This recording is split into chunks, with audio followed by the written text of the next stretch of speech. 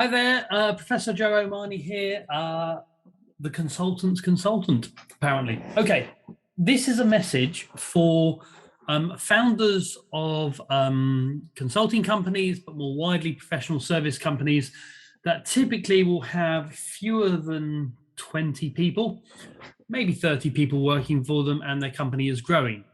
There is a significant risk that you are heading to a waterfall, and that waterfall can destroy your company. And what happens with failures of small professional service businesses is that huge numbers of them die in the first 3 or 4 years. And that's typically when they have very few people in the firm. And then once they've got over that bump, the next massive hurdle is when they become a more professional company. That typically happens between the 20 to 30 person mark. What do I mean by a more professional company?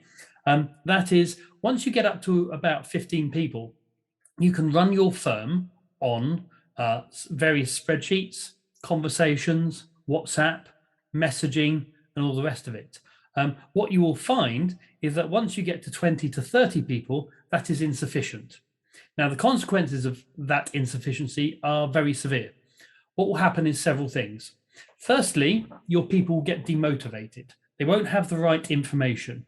And so the quality of their work will diminish. They won't know what they're doing. They won't know when they should be doing it. And they won't necessarily, if they're new starters, know how they should be doing it. Your systems aren't in place, so there isn't a workflow where there should be a workflow. What will happen in this situation is that a lot of people will start coming to you as the founder or CEO of the company, when they should be finding the information in the system. They should be following the workflow. This is a waste of your time. It's inefficient because you'll be giving out different information to different people. And it also means that you'll be getting silos where people aren't talking to themselves. What you'll be getting is a hub and spoke situation where people will be coming to you for information. You'll get different information stored in different databases and all the disastrous types of consequences that involves. Also, the costs of doing it in the old way increase because there's every extra person that you take onto the organization, there's an exponential curve in the amount of information that needs to be exchanged across the organization. Your good people will start to get frustrated. And this is really, in terms of sort of business school MBA teaching, this is moving from an entrepreneurial organization to a more professional, systematic organization. It's the S-curve. And the S-curve generally, there's a lot of flaws in the theory, but in this case, it's true. What happens is that a huge amount of companies, you start the entrepreneurial growth, everyone's excited, they're growing faster and faster, they're getting new business in, and suddenly that starts to flatten out. The revenue and margins actually start to decline. Revenue flattens out, margins start to decline. The margins decline because the costs proportionately go up. So this is something that I see, this is my bread and butter. I get the good CEOs are the ones that either have done this before and know how to deal with it, or they're ones that recognize this and reach out for help. And a huge amount of my clients are people that have come to me and said, Joe, we know there's an issue coming down the road and we need help. We need help addressing it, anticipating it. The ones which are in slightly worse situation are in the middle of it. They're saying we've grown to 25 people. We need systems. No one knows what they're doing. Quality's going down. We've had a load of people leave who are really good people. And there's no roles and responsibilities. It's a big mess of confusion. Can you help us sort this out? The people in the worst situation are the people who aren't listening. These are the people who, the money's coming in. They're not, okay, there's a few people complaining, but, and you've got your entrepreneurial hat on. Nothing's perfect when in a new organization. So you're growing fast. There's been a good trajectory. Just look at what's happening in the past. So you become deaf to the complaints of your staff, or even understanding the challenges of the firm. You think things are going to keep growing the way they're growing. This typically won't happen unless you're incredibly lucky. So implementing processes.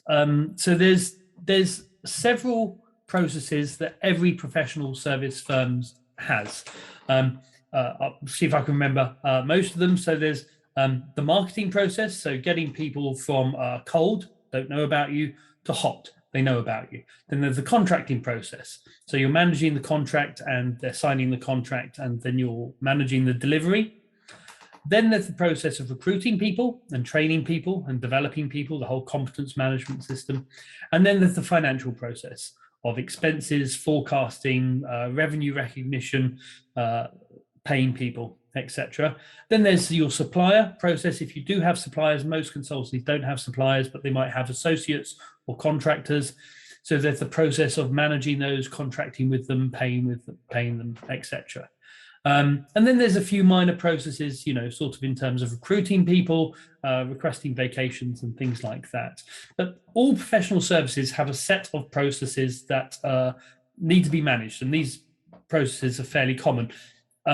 Now, the great thing about living in the 21st century is that there is good, cheap software to deal with this. So a professional service automation software, something like Kimball, something like Avasa, is typically very good at managing this. Typically that will be plugged into by a CRM system, a client relationship management system, and perhaps your finance or payroll system.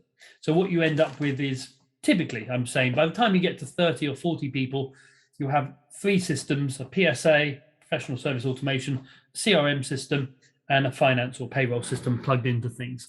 And that provides you with the basics. Now, obviously, there's a bit of a dip when people have to learn to take on this system. So there's a movement of data typically from spreadsheets and different apps that you use to the PSA system and to different other platforms that you're using.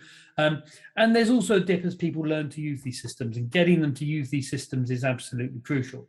I've talked more about this elsewhere, so I won't go on about it now. There are other things that needs to happen as you get more professional. You need someone who is an expert at HR. You need someone who is an expert at finance, and you start to have more specific roles. When you're an entrepreneur and everything's, going a bit crazy, everyone does everything. Everyone is delivering and managing and sending invoices and all the rest of it.